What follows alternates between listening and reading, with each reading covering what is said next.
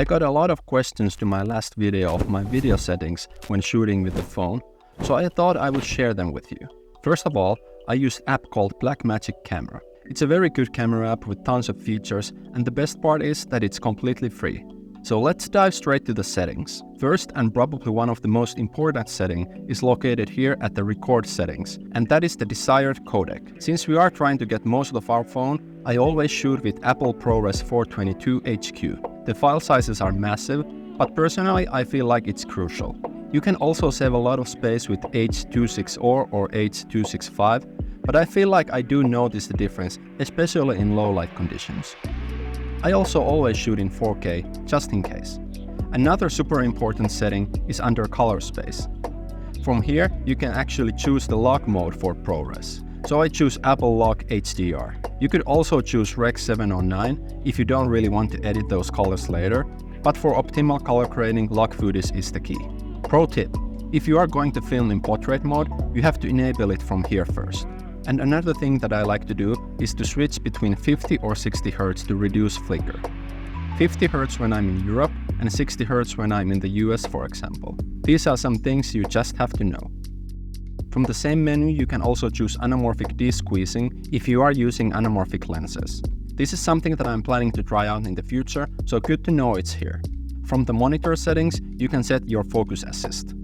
I usually like peaking, but with this app I have found that I like colored lines better. I guess it's just a preference thing, whatever rocks your boat. Okay, I think this is one of the best parts of this app. You can actually import and use your own custom LUTs when you are recording. For example, here I have imported my own custom nighttime LUT for ProRes log footage, and I can toggle that on and off here. You can also import and export your LUTs here. I just used AirDrop to send my LUT to my phone. Super easy.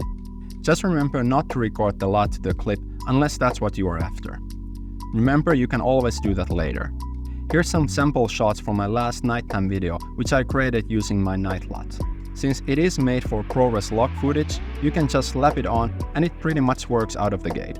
If you are interested to use my LUT, you can get it from my website through the link in description. There's also a version for regular Rec 709 footage if you don't like recording in log.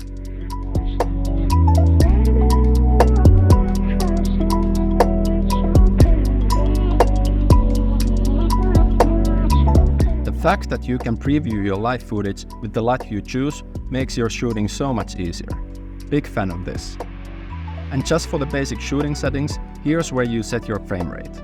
In Europe, I usually shoot in 25 or 50 frames per second, and in the US, I use 24 or 48 frames per second. For the shutter speed, I usually rely on the 180-degree rule, which basically just means that you should double your shutter speed versus the frame rate. So for example, if I'm shooting in 25 frames per second, my shutter speed is 1/50th of a second, and so on. ISO seems to be pretty tricky with iPhone, but here's where you can set it.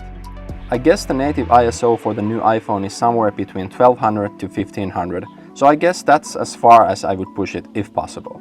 For the night balance, I tend to go quite low whenever I'm shooting during the night and quite high whenever I'm shooting during the daytime. The autofocus works quite well, but I still like to manually focus my shots. I just like the extra control, and if I'm moving the camera a lot, I know the focus won't be all over the place when I am in charge. For example, this video I didn't use any extra equipment like gimbals or rigs or anything, so for the stabilization I like to choose either standard or cinematic. Cinematic is probably my favorite. And that's it. I hope you enjoyed this video and got something out of it. If you still have any questions regarding how to shoot using Apple ProRes log footage, just hit me up in the comments. Thank you for watching. See you next time.